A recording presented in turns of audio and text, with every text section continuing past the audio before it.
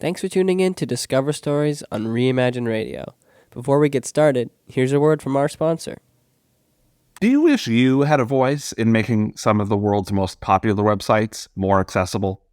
Fable is recruiting a community of paid assistive technology users who work from home to test websites and provide feedback on how they can be improved. We're currently recruiting testers who use Dragon, voice control, eye tracking, switch controls, and head mice. No resume, no cover letter, and no experience with user testing is required. Learn more and apply at www.makeitfable.com/community.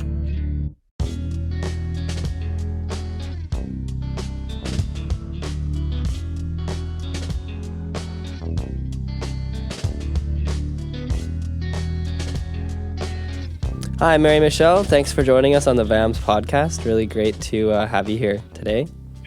Thanks for having me. Yeah, it's awesome. I don't think, at least while I've been interviewing, I don't think we've ever interviewed a rec therapist, so this will be enlightening.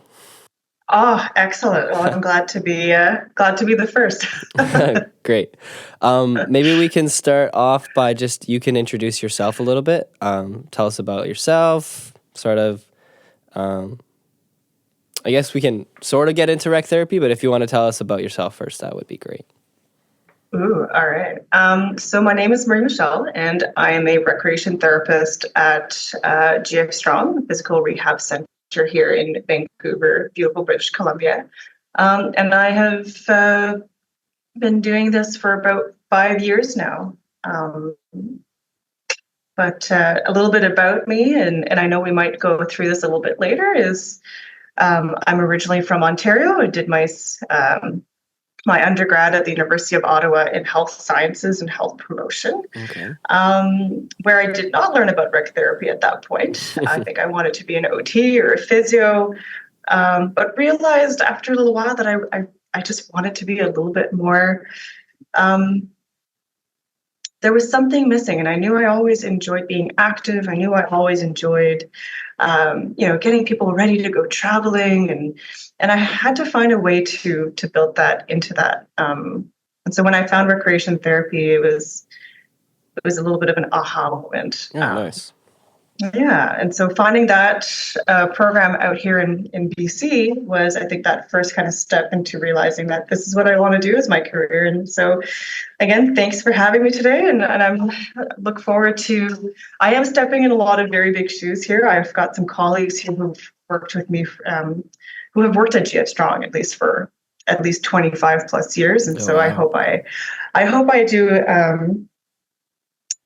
a service to all the hard work that they've also done. So, I'm sure it'll be good. Yeah.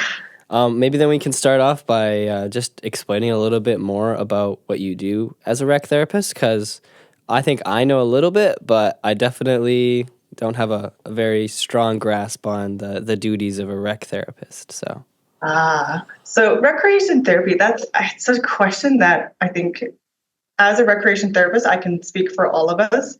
It's such a difficult question to answer. I think we dread it, but throughout our entire schooling, we were consistently told, find your elevator pitch. What is in 10 seconds or less, what to you is recreation therapy? Okay. And so for me, really the nitty-gritty of it is that recreation therapy is just being able to empower people to get back or return to something that they love doing. Or perhaps it's discovering something new that will allow them to find joy in their lives again. Cool. My role might look like identifying new activities to support confidence and getting out of their homes. Here in particular, GF Strong, we focus on all sorts of things, but things that we might look at is return to cycling or exploring adaptations, safe return to physical activities. It might be exploring social connections, right? Especially if somebody's been sick for a long time or they have been feeling isolated. It's just kind of helping them find that spark, that little push to get them to help them find something that will be enjoyable. Cool. But ultimately, I think the basic the very big definition is that we use a systematic process that uses recreation and leisure-based activities to address individual needs as a means to improve psychological, physical, emotional well-being. Right. Yeah. That's the therapist side of it, eh? Then Exactly. Okay. Yeah. It's if you want the exact definition that will ultimately also encompass, the various populations that we work with, is Okay. that we have, five areas really that we work in, or we call them the specs. So SPECS, which the textbook is social, physical, emotional, cognitive, and spiritual. Oh, cool. So yeah, so those are all areas that recreation therapists can help their clients explore, improve, address to access their community, access resources, or just improve overall well-being. Cool. So yeah. Yeah, I guess you probably have partnered with a lot of the Disability Foundation organizations over the years then, hey? Have we ever? Oh my gosh, BC, the Disability Foundation of BC is such a great organization, and our clients have benefited from their programs since I can remember. Yeah, it's been a pleasure getting to see the difference and the impact that some of these programs do for clients out in the community. Totally. Yeah, I mean, working at VAMS, I've definitely seen that. So. Oh yeah, you guys have such a great environment. A little basement studio.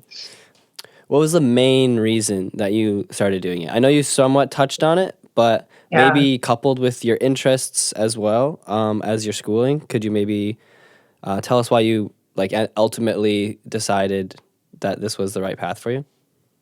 Yeah, so recreation therapy, I think, is never a straight and narrow path from a lot of people. We often discover it through something else. And so for me, that was exactly that. So I completed my degree at the University of Ottawa and didn't quite know what I wanted to do with it. When you come out of health sciences, there's so many different ways that you can go about continuing that pathway. And at the time, I still really wasn't sure. I spent most of my university kind of free time either, camping with friends. I was working in an outdoor kind of retail shop, and for some reason, there was something about that where I was able to take my knowledge of, the benefits of various, of being able to move, and you learn a lot in health sciences about, just the benefits of, a healthy lifestyle. And so when I was working in a place where I was encouraging people to, have good fitting packs when they're going traveling and hiking, and the importance of a good shoe. And I was like, there's something about this. I'm teaching people how to enjoy their leisure, how to make sure they have an enjoyable time out there.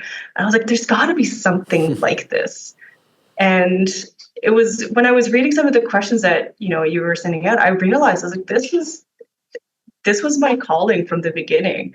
I just didn't know, and I was trying to find a way to implement those things. Like, I enjoy helping people find happiness, find